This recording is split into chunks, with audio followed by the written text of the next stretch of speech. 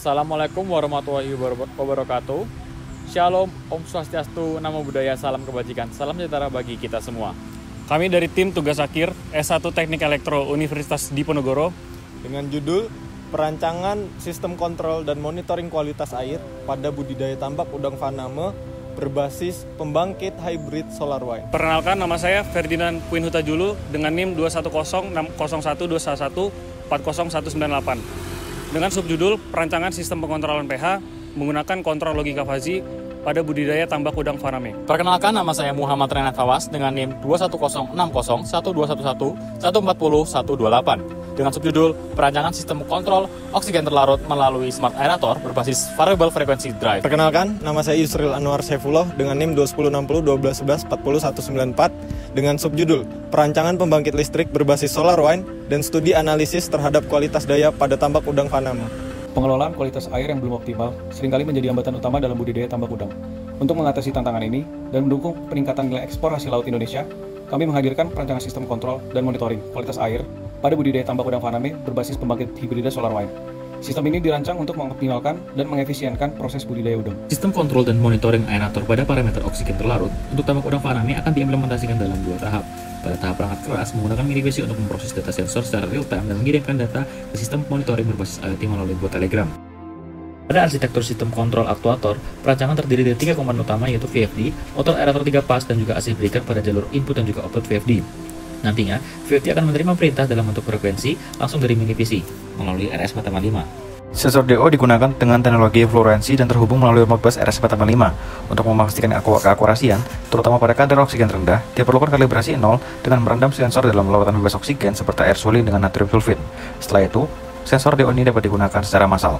Perancangan pemrograman pengembangan sistem digunakan menggunakan bahasa pemrograman Python untuk mengendalikan motor aerator melalui kontrol fungsi PID berbasis VFD, serta monitoring parameter DO secara real time dengan 30 menit sekali melalui Telegram dengan bantuan API yang terhubung ke cloud server.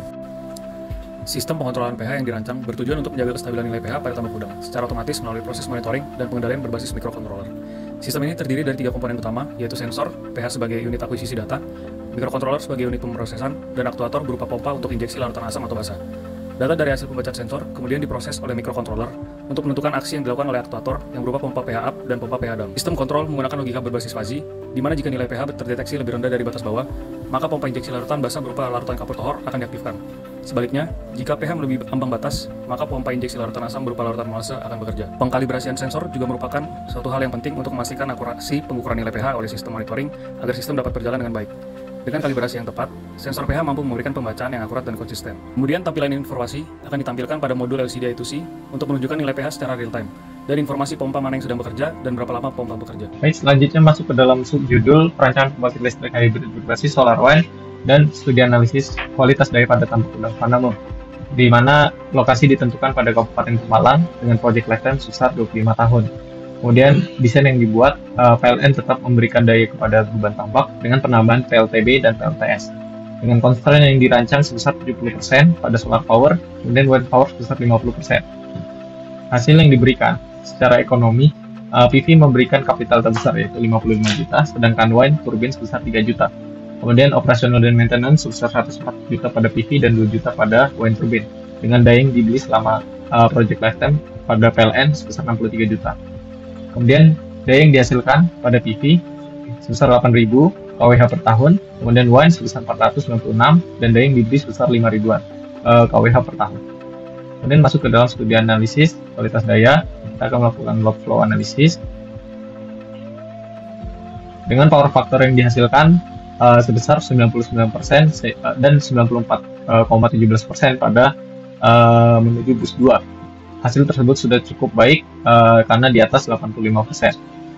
Kemudian harmonic analisis, bus 2 menghasilkan THD sebesar 0,035% THD dan dengan THDI pada masing-masing line sebesar 2,1% dan pada beban rumah tangga sebesar 0,034% THD.